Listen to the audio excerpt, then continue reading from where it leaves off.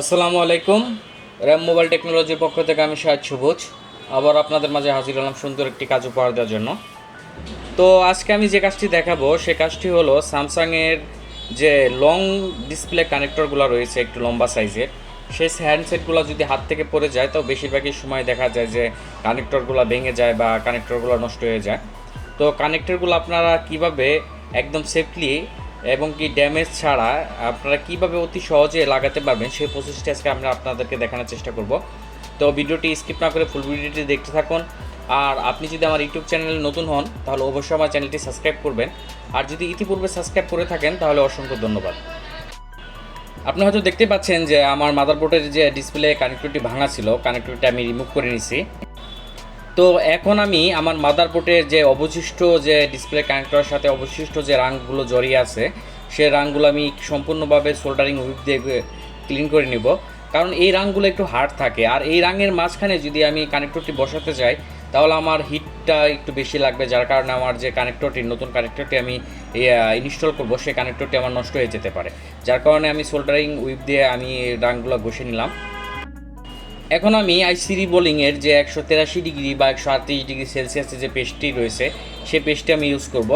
আমি পেস্টটি ইউজ করে আমি সোল্ডারিং আয়রনের মাধ্যমে আমার প্রত্যেকটা লেগ, আমার মাদারবোর্ডের প্রত্যেকটা লেগ আমি রিবোলিং করে নেব।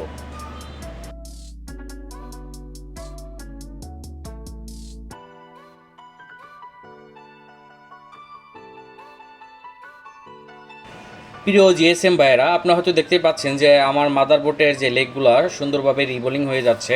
এবং কি রিবোলিং সময় একটি বিষয় খেয়াল রাখবেন যে রিবোলিংয়ের যে করার সময় আপনি কোনো একটা লেগের সাথে যেন আরেকটা লেগ জুড়ে না থাকে। আর আপনার কানেক্টরের দুই মাথায় গ্রাউন্ডের যে দুইটি মাথা অবশিষ্ট রয়েছে সেই জায়গাটা আপনারা কখনোই রিবোলিং করতে যাবেন না, কারণ সেই জায়গাতে যদি আপনার দুই পাশের গ্রাউন্ড পয়েন্টগুলো যদি আপনারা রিবোলিং করতে চান তাহলে আপনাদের যে প্রবলেম পড়তে হবে সেটি হলো কানেক্টর যখন আপনারা ইনস্টল করবেন তখন কানেক্টরটি দুই সাইড থেকে উঁচু হয়ে থাকবে এবং কি আপনাদের যে মাঝখানের লেগগুলো সেই মাঝখানের লেগগুলো অ্যাকুরেট লাগবে না। এটি একটি টিপস। প্রিয় ভিউয়ার্স, আপনারা হয়তো দেখতে পাচ্ছেন যে আমার মাদারবোর্ডের যে প্রত্যেকটা লেগ ছিল প্রত্যেকটা লেগসই আমি রিবোলিং করে নিছি। এখন আমি থিনার দিয়ে ভালোভাবে ক্লিন করে নিব। ক্লিন করে আমি হালকা পেস্ট ইউজ করে আমি পুনরায় আমার একটি নতুন কানেক্টর আমি হ্যান্ডসেটের মাদারবোর্ডটিতে আমি ইনস্টল করে নেব। আর ইনস্টল করার পূর্বে আমি যে প্রথমে বলেছিলাম যে দুই সাইডের যে এক সাইডে আপনার পজিটিভ লিড আর এক সাইডে যে গ্রাউন্ডের যে পয়েন্ট সেই পয়েন্টগুলো আপনারা রিবোলিং করবেন না, শুধু সোল্ডারিং আয়রনের মাধ্যমে হালকা করে একটু রাং আপনারা অ্যাটাচ করে দেবেন।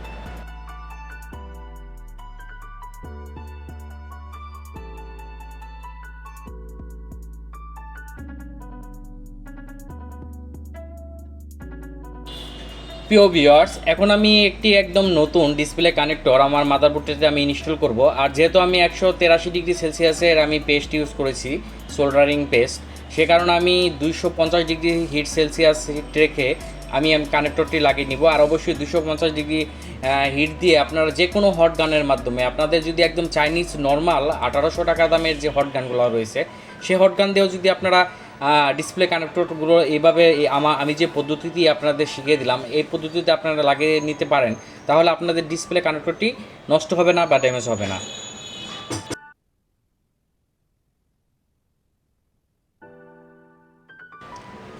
প্রিয় ভিউয়ার্স, আপনারা হয়তো দেখতেই পাচ্ছেন যে আমার ডিসপ্লে কানেক্টরটি মাদারবোর্ডের সাথে ইনস্টল করা কমপ্লিট। আর একদম সেম অরিজিনাল কোয়ালিটি যে অরিজিনালভাবে যেভাবে লাগানো থাকে সেম অ্যাকুরেটভাবে লাগানো কমপ্লিট হয়ে গেছে। আপনারা সরাসরি যদি এই কানেক্টরটি আপনারা সামনাসামনিভাবে দেখেন তাহলে আপনারা কখনোই বুঝতে পারবেন না যে কানেক্টরটি চেঞ্জ করা হয়েছে কিনা। তো আপনারাও যদি আমি যে পদ্ধতি আপনাদের শিখিয়ে দিলাম এই পদ্ধতিতে কানেক্টরটি চেঞ্জ করেন তাহলে আপনারাও হয়ে যাবেন এক্সপার্ট একজন টেকনিশিয়ান। তো সবাই ভালো থাকবেন, সুস্থ থাকবেন। নেক্সটে আবারও কোনো সুন্দর একটি ভিডিও নিয়ে আপনাদের মাঝে হাজির হব। আল্লাহ হাফেজ।